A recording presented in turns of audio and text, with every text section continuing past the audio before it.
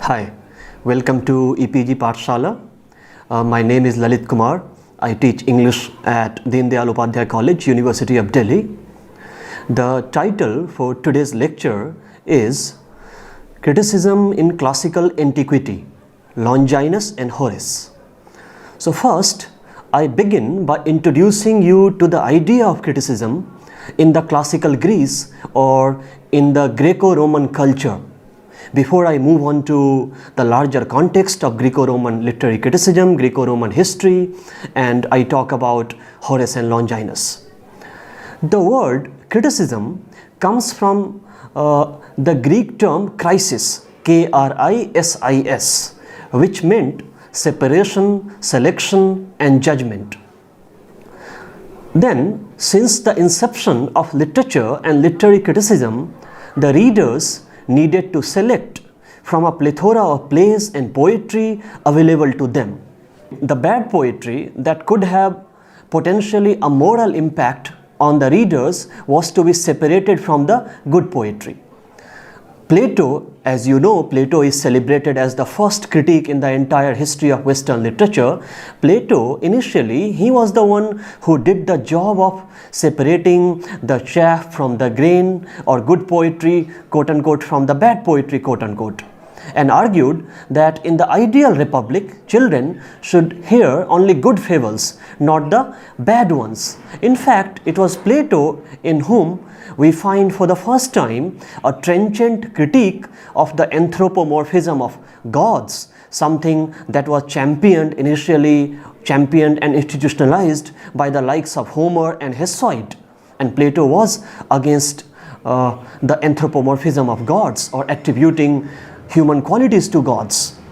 In the classical Greece, the great Dionysia, a state festival held every spring in honor of the god Dionysius, was called or was understood as the public face of criticism.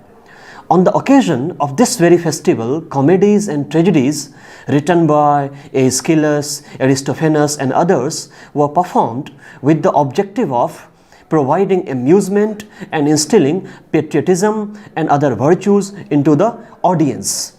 Emergence of tragedy and comedy then can be seen as the state-sponsored dramatic festivals.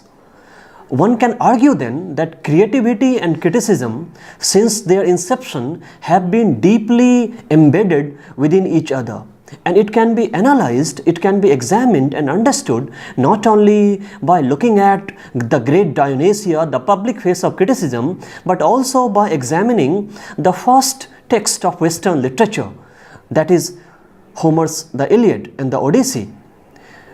As we know, Homer, as the fountainhead of European literature, begins his epic in medias res. And while doing so, he set a precedent for the subsequent epic poets like Virgil, Milton and others who chose to imitate Homer and begin their epic in medias res, that is in the middle of things. And later on, much later, Horace in the 1st century AD, in his much celebrated book on literary criticism called Ars Poetica, commends Homer for beginning his epic in the middle of things. One can argue then that in Homer, one can find the epicenter of classical literary criticism or criticism of Greco-Roman culture, as the subsequent generation of critics seem to be divided over whether they would like to praise Homer or condemn him. As we know, Homer was criticized by the likes of Plato, who wanted to banish poets on the one hand, and on the other hand, critics like Longinus and Horace found in Homer the perfect model of imitation for the subsequent generation of critics and poets. Before I go back to Homer, let me introduce the readers to the Greco-Roman history or Greco-Roman literary culture, especially the two major critics this paper is primarily concerned with. So let me begin by introducing the students to Roman history or history of Roman literary culture. The two critics which we are concerned with in this paper, Longinus and Horace, they belong to classical Rome. The conventional classification of Greco-Roman literary history includes Archaic Age from 776 BC to 479 BC, Classical Age from 479 BC to 323 BC, Hellenistic period from 323 BC to 31 BC, and Roman or Latin literature from 31 BC to the 4th century AD. Now, the classification of literary or historical periods are artificial constructions and at times arbitrarily done after the event, for it is impossible to draw a neat dividing line between these historical or literary periods which flow into each other. So, these periods should not be treated as a sacrosanct categories, but as tentative categories which historians developed in order to make sense of the history. Roman literature supposedly begins in 31 BC, the year in which the combined forces of Octavius Caesar and other allies ended up defeating the combined forces of Antony and Cleopatra in the Battle of Actium. The Augustan Age, which is named after Augustus Caesar. Augustus was a title bestowed on Octavius Caesar later by the Roman Senate. The Augustan Age is also called the Golden Age of Latin literature, because it is during this very age that Rome emerged as the cultural as well as the political capital of the Greek world. So at one point of time, in ancient times, in ancient Greece, Athens was the center of cultural and political excellence. Later on, Alexandria became the center of cultural excellence, followed by Rome. Rome emerged as a center of military and cultural might during the reign of Augustus Caesar. Now here I am primarily concerned with the literary culture of Augustan Rome, which comprised Horace, Virgil and Ovid. On the one hand, the emperor Augustus Caesar extended his patronage to Horace and Virgil, and on the other, Ovid was someone who was subjected to his wrath, who was subjected to his anger. Paradoxically or ironically, Horace had begun his professional career as a soldier by fighting against Octavius Caesar in the Battle of Philippi in 42 BC.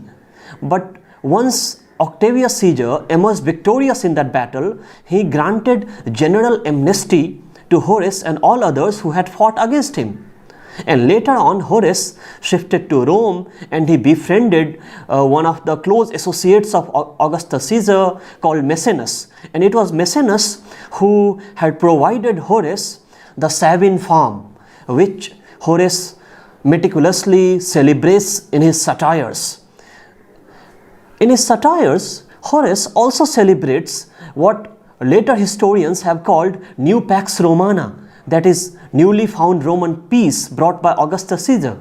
We know that Horace was primarily known for producing satires, epistles and ars poetica, that is art of poetry, which was a major work of literary criticism written in the form of a letter, written in the form of an epistle.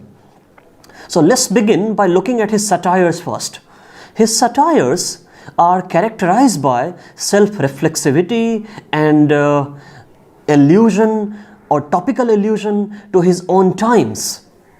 We know that Lucilius, who was the immediate predecessor of Horace, was the founder of satire, and the Roman thinker, Roman critic Quintilius finds satire to be of purely Roman origin. So Horace basically in his satires celebrates New Pax Romana, and this is something that he could do because of the constant patronage that he enjoyed extended by Augustus Caesar. But in his satires he also exposes the follies of his contemporaries and predecessors. In Book 1, Satire 1, Horace lambasts or criticizes a sense of universal dissatisfaction that people feel with their existing job, existing professions. And he argues that a farmer wants to be a soldier wants to be a farmer, a trader wants to be a lawyer, and a lawyer wants to be a trader. But if the God appears before them and wants to grant them their wish, they will disappear immediately. And that's the sense of universal dissatisfaction that Horace captures in his satires, apart from celebrating the new Pax Romana. The sense of playfulness and nonchalance that Horace demonstrates in his satires cannot be carried forward by another practitioner of Roman satire, Juvenal. Because Juvenal's times also is characterized by the decline of Greco-Roman culture, which happened because of the rise of tyrants like Nero and Tiberius on the one hand, and the rise of Christianity on the other hand, which happened in the 4th century AD when the Roman Emperor Constantine embraced Christianity. Now, Juvenal, who is considered to be another major practitioner of satire, he argues that his satires were characterized by indignation or anger. Writing in Satire 1, he says, and I am quoting Juvenal, that though nature forbids it, anger or indignatio is the Latin term that he uses. Indignatio constitutes my verses. And later on in Juvenal Satire 3, his protagonist, his mouthpiece Umbricius, thinks that Rome has been reduced to a place where only whores, intermediaries, sycophants and panderers can thrive, not an honest person like Umbricius or Juvenal, as honest persons in Rome had no avenue to achieve upward mobility. So Rome, which was celebrated by Horace and Virgil at one point of time as the center of cultural excellence, has become culturally impoverished. It becomes culturally impoverished in the time of Juvenal. But again, we know, as I argued earlier, that Horace could successfully celebrate new Pax Romana or Roman peace only because of the patronage that was extended to him by Augustus Caesar and his associate Maecenas, something that could not be done by Ovid, as we know that Ovid was someone who incurred emperor's wrath, and he was banished to the Black Sea in 8 AD for producing poems like Ars Amatoria, that is art of love, Amores, that is love, and Remedis Amores, that is cure of love. Augustus Caesar was someone who wanted to restore Rome to old style morality, and for that he brought a legislation outlawing adultery. Prior to that, adultery was not a criminal offense against the state. It was considered to be a private affair, a private matter. But once this legislation was brought outlawing adultery, it was declared to be an offense against the state. And in that background, in that volatile context, Ovid ended up producing poetry which focused on questions like how to seduce an attractive man or woman, or how to get rid of an old lover when you are tired of her or him. So these themes must have infuriated the emperor, who eventually decided to banish Ovid.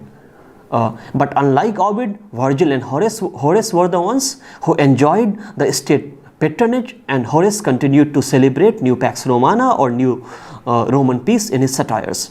Now here we are primarily concerned with another important work written by Horace, and that is considered to be one of the classical works of literary criticism, that is Ars Poetica or Art of Poetry.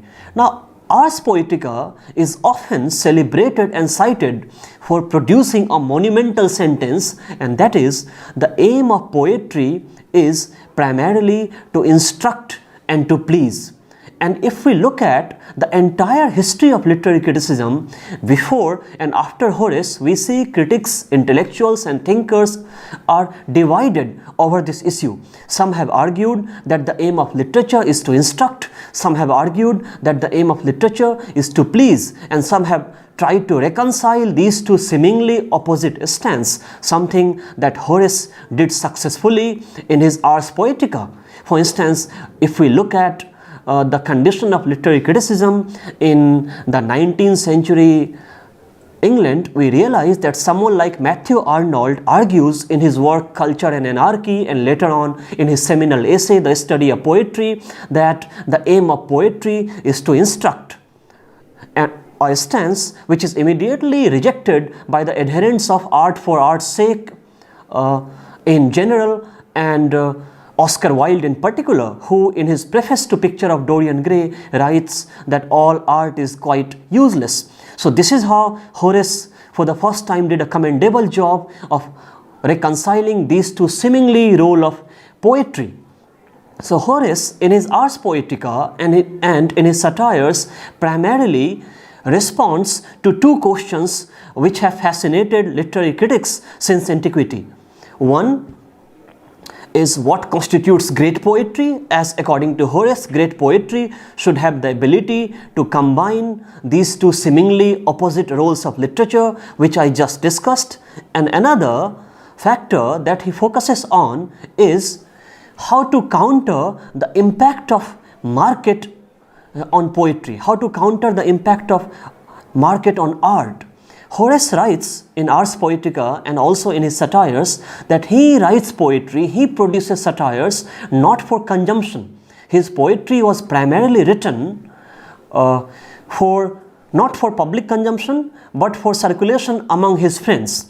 And this is a question which Longinus too continues in another major work on literary criticism called On the Sublime.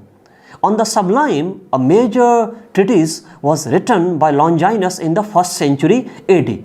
Longinus too, like Horace, responds to two major questions. One, what constitutes great poetry? And second, how to counter the impact of market on poetry. If for Horace, great poetry should instruct and please, for Longinus, great poetry should be sublime.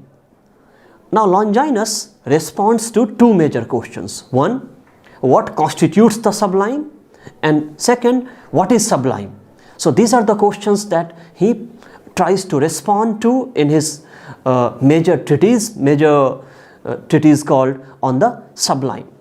Yes, for Longinus, there are primarily 5 sources of sublimity: great thoughts, overwhelming emotions, certain figures of speech, noble diction, and dignified word arrangement. And Longinus, unlike his predecessors and contemporaries, argued that by practicing these 5 qualities, the sublime too can be taught. As his predecessors and contemporaries argued earlier that sublime is innate, it cannot be taught. So as far as the teachability and unteachability, quote unquote, of the sublime is concerned, Longinus argued that it can be taught by the great minds, it can be cultivated by the great minds. And Longinus also develops the model of illustrative passages which he cites as the examples of sublime, and he cites those examples from Homer, Sappho and Plato. In Sappho, Longinus argues that the syntactic disorder which is caused by the pangs of love felt by the poetic self of Sappho for the goddess Aphrodite causes sublime. It becomes both a cause and a product of sublime.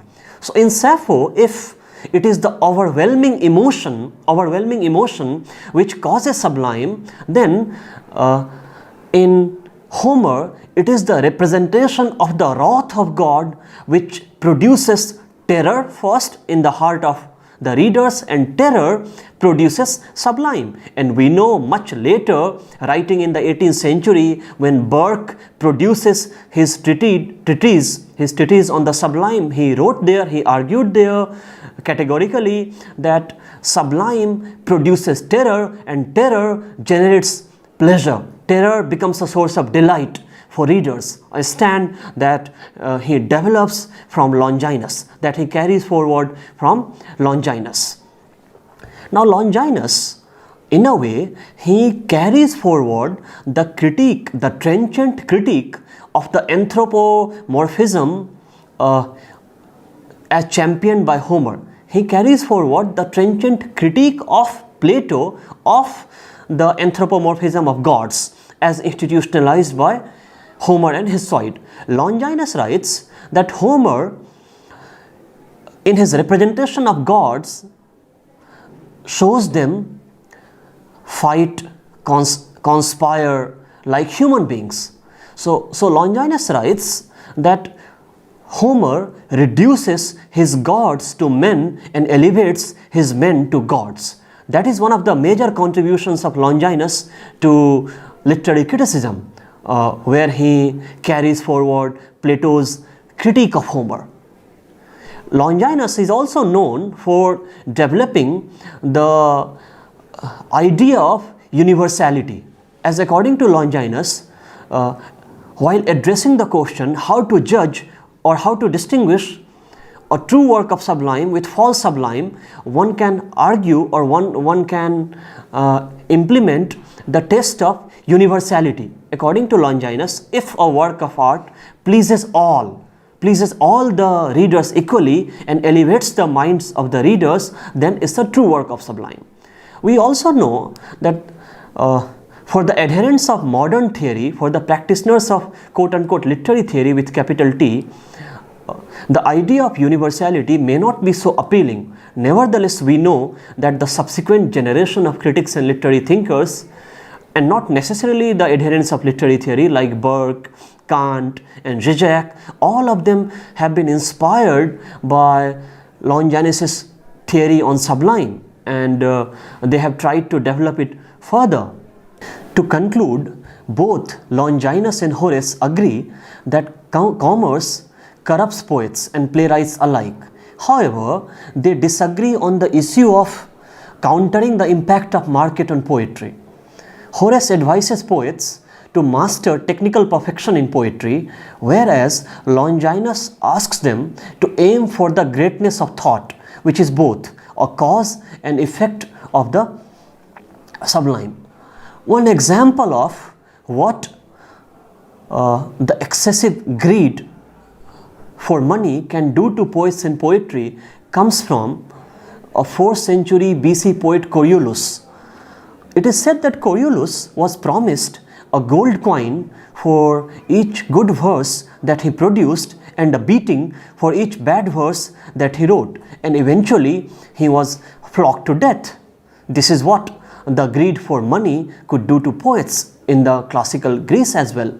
But at the same time, we also know that now we are living in the age of bestsellers. So in the age of bestsellers, it is difficult to negate or reject the impact of market on poetry altogether. Nevertheless, both Longinus and Horace, or reading Longinus and Horace, gives us new ways of countering to some extent the impact of market forces on poetry, as their work can be celebrated or can be seen as a work of prescriptive criticism.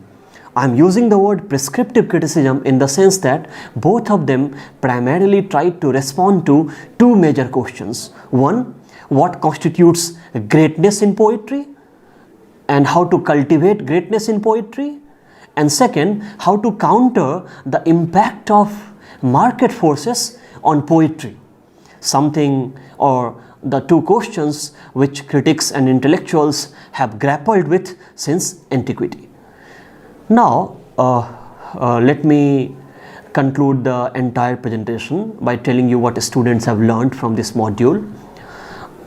All of us know that Plato is the fountainhead of literary criticism in a similar fashion, or similarly as Homer is celebrated as the fountainhead of European literature or Western literature. So Plato is where Greco-Roman literary criticism begins with.